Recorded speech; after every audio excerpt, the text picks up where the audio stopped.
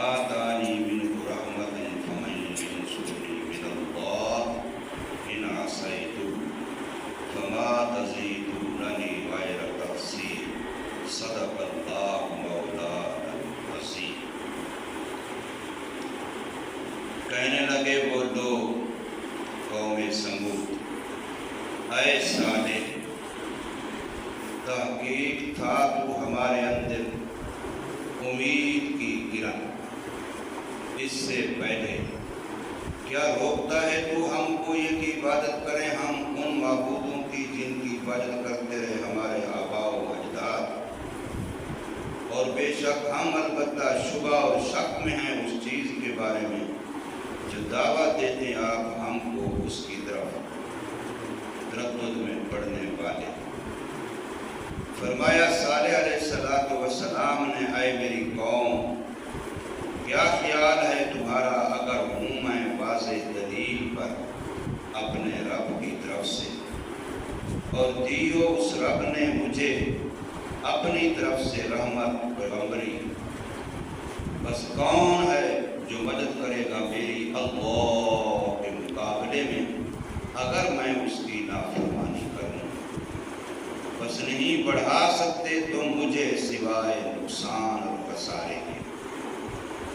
سورہ ہود کی آیت نمبر 62 اور 63 یہ دو آپ حضرات کے سامنے پڑھی اور ترجمہ کیا ہے۔ پچھلی آیت کریمہ سے قوم سمود حضرت صالح علیہ السلام کا تذکرہ شروع ہوا تھا، ان کی دعوت اور قوم کو توجہ دلانا کہ تم استغفار کرو، توبہ کرو۔ اللہ تعالیٰ کی ذات بڑی قریب ہے اور وہ ہماری توبہ کو، استغفار کو قبول کرنے والی ذات ہے۔ اب اس آیت میں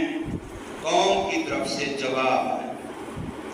قوم یہ کہنے لگی کہ اے صالح علیہ السلام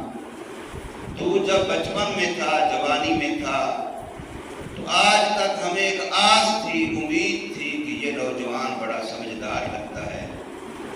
اس کی پیشانی میں نور چمکتا ہے، امید ہے کہ اب یہ مستقبل میں اپنے خاندان کی، قوم کی مذہبی رہنمائی کرے اور اپنے آباء و اجداد کے مذہب کو چار چاند لگائے گا،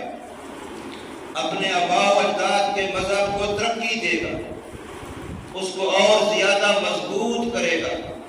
اس کو رواج دے گا۔ لیکن تو عجیب ہے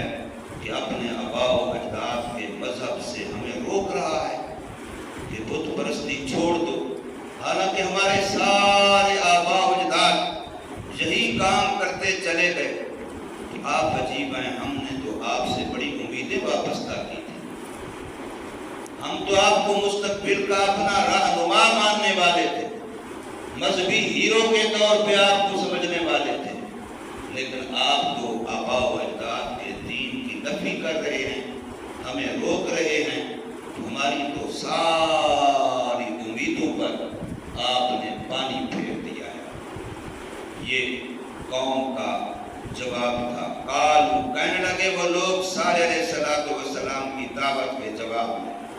اے صالح قد کنت فینا مرجوا، آپ تو اس سے پہلے ہماری امیدوں کا مرکز تھے، ہم نے تو آس لگائی ہوئی تھی آپ کی صلاحیتوں کو دیکھ کے۔ پیغمبر جو تھے، نبی تو ماں کے پیٹ سے ہی اس کی برکتیں ہوتی ہیں، تو بچپن بھی اس کا خوبصورت ہوتا ہے، لڑکپن بھی اس کا خوبصورت ہوتا ہے، جوانی بھی اس کی پاک اور خوبصورت ہوتی ہے۔ آپ دیکھیں محمد کریم صلی اللہ علیہ وسلم کو دعوت سے پہلے، اعلان نبوت سے پہلے سارے عرب صادق کو امین کہتے تھے، تعریفیں کرتے تھے، حضور صلی اللہ علیہ وسلم کو اپنے معاملات میں فیصل مانتے تھے۔ آپ صلی اللہ علیہ وسلم کے لیے کتنے اچھے اچھے القاب، یا آپ آمین ہیں، آپ صادق ہیں، آپ امانت دار ہیں، آپ فلاں ہیں، آپ فلاں ہیں۔ یہاں پر بھی یہ کہنے لگے کہ قد کنت فینا مرجوا، آپ ہم میں یقیناً امید کی ایک کرن تھے، قبل ھذا، یہ جو آپ نے نبوت والی بات، توحید والی بات، ہمارے بتوں کی تردید والی بات شروع کی، اس سے پہلے اتنہانا ان نعبد ما یعبد آباؤنا، کیا ہمیں روکتے ہیں کہ ہم وہ کریں جو ہمارے آباء و اجداد کرتے تھے؟ ان معبودوں کی عبادتوں سے آپ ہمیں روک رہے ہیں۔ اب آج بھی جتنا باطل ہے اور کوئی دلیل نہیں ہوتی، بھائی یہ دلیلیں چونکہ وہ کرتے تھے، وہ پیچھے سے یہ تو چلا آ رہا ہے تو ہم کیسے چھوڑ دیں۔ اب یہ کوئی دلیل نہیں ہے۔ دلیلیں ہمارے یہاں صرف 4: کتاب، سنت، اجماع، قیاس، بس۔ اور قیاس بھی شرط کے ساتھ ہے کہ وہ کتاب و سنت سے، اجماع سے ماخوذ ہے، اس لیے اس کو من وجہ اصل کہتے ہیں، من وجہ فرع کہتے ہیں۔ مطلقاً وہ بھی دلیل نہیں ہے، دلیل کامل نہیں ہے۔ اگر کتاب اللہ کے تابع ہے تو قیاس معتبر ہے، سنت کے تابع ہے تو قیاس معتبر ہے، ورنہ کسی پر کسی کو قیاس کرتے ہیں چونکہ وہ کرتا ہے چنانچہ یہ بھی ہونا چاہیے، یہ بات شرعاً معتبر نہیں ہے۔ تو فرمایا آپ ہمیں روکتے ہیں اس بات سے کہ ہم عبادت کریں ان بتوں کی، ان معبودوں کی، خداؤں کی جن کی عبادت کرتے گئے ہمارے آباء و اجداد، یہ بات ہماری سمجھ میں نہیں ہے۔ لہذا آپ جو ہمیں توحید کی دعوت دے رہے ہیں، اس آپ کی دعوت کے بارے میں ہم تردد میں ہیں، ہمیں شک ہے، ہمارا دل مطمئن نہیں ہو رہا، ہمارا دل مانتا نہیں آپ کی بات۔ یہ قوم نے کہا۔ حضرت صالح علیہ السلام نے اس کے جواب میں بڑے خوبصورت انداز اختیار کیا، جھگڑا نہیں کیا، فتویٰ نہیں لگایا، گالیاں نہیں دی، آج کل والا جیسے ہمارا اسلوب ہے وہ اس طریقہ اختیار نہیں کیا، بلکہ خوبصورت انداز اختیار کر کے فرمایا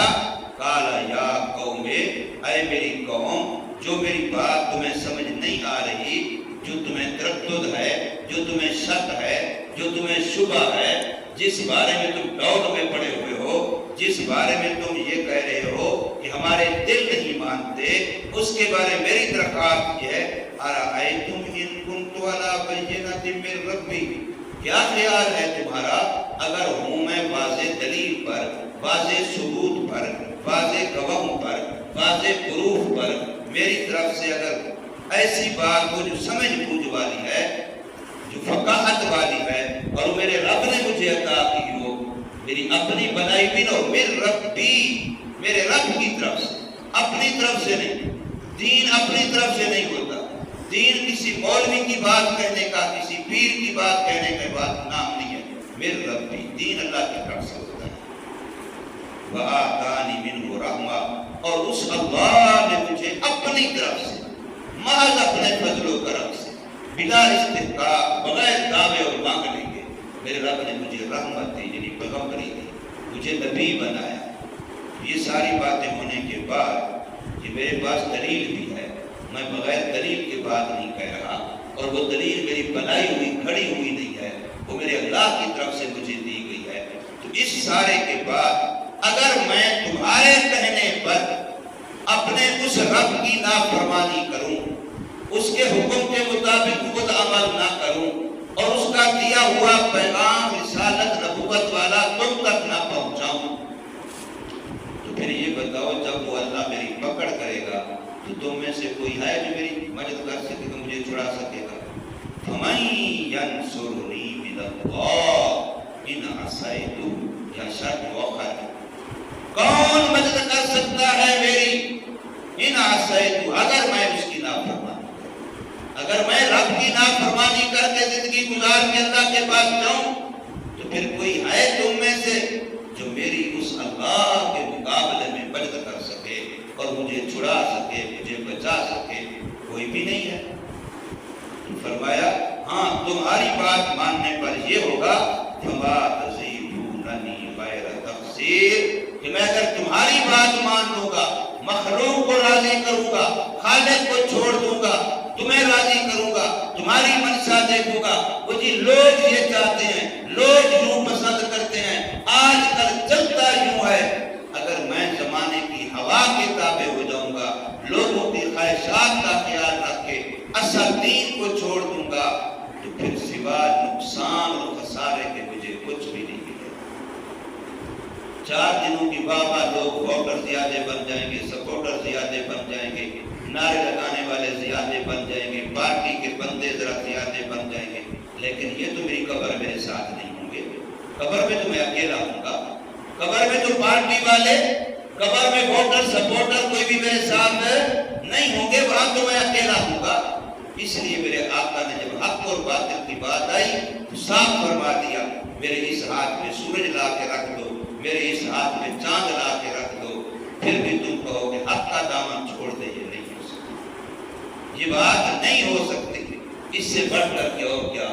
معیار یہ ہے کہ بات سچ ہے یا غلط ہے، بات حق ہے کہ وہ ہوگی چاہے جان جاتی ہے چلی جائے۔ تو فرمایا کہ فَمَن يَنصُرُنِي مِنَ اللَّهِ، بس کون مدد کر سکتا ہے میری اللہ کے مقابلے میں، ان عصیتہ، اگر بالفرض والمحال میں اس رب کی نافرمانی کروں، فما تزیدوننی، بس نہیں بڑھا سکتے تم مجھے غیر تقصیر، سوا نقصان و خسارے کے۔ اس لیے مخلوق کو نہ دیکھ، اللہ رب راضی تو سب راضی، یہ کہیں نہیں ہے سب راضی تو رب راضی، یہ کہیں نہیں ہے کہ سب راضی تو رب راضی، یہ ہے کہ رب راضی تو سب راضی۔ اللہ ایک کو راضی کر لو سب راضی ہو جائیں گے۔ اس لیے ہمارے ہاں کہتے ہیں جو ایک کا ہے وہ سب کا ہے، جو سب کا ہے وہ کسی کا نہیں ہے، جو ایک کا ہے وہ سب کا ہے، اور جو سب کا ہے وہ کسی کا بھی نہیں ہے۔ آج کل میں اس کا بھی خیر خواہ، اس کا بھی خیر خواہ، اس کا کوئی اپنا مانتا ہے اس کو منافق کہتے ہیں، کوئی بھی اس کو اپنا ماننے کو تیار ہے نہیں ہوتا۔ ہرجائی جو ہوتا ہے یکجائی نہیں ہوتا، ہرجائی کوئی بھی اس کو اپنا نہیں مانتا، اس کا بھی دوست ہے، اس کا بھی دوست ہے، شیعوں کے ساتھ ہی بیٹھتا ہے، مرزائیوں کے ساتھ ہی بیٹھتا ہے، عیسائیوں کے ساتھ ہی بیٹھتا ہے، یہودیوں کے ساتھ ہی بیٹھتا ہے، مسلمانوں کے ساتھ بھی بیٹھتا ہے، تو کوئی اس کو اپنا مانے گا؟ کوئی بھی اس کو اپنا نہیں سمجھے، سب کہیں کہ یہ کسی اور کا ہے۔ اور اگر ایک کا ہو کے رہے گا تو وہ وفادار شخص ہے، ایک کا ہے، ہمارا اللہ ایک ہے، ہم اس اللہ کے، جب اس اللہ کے بن گئے تو اللہ کی ساری مخلوق کے ہم بن گئے، اس لیے کہ ساری مخلوق اللہ کی ہے۔ اللہ تبارک و تعالی ہمیں سمجھ نصیب فرمائے، ہمارا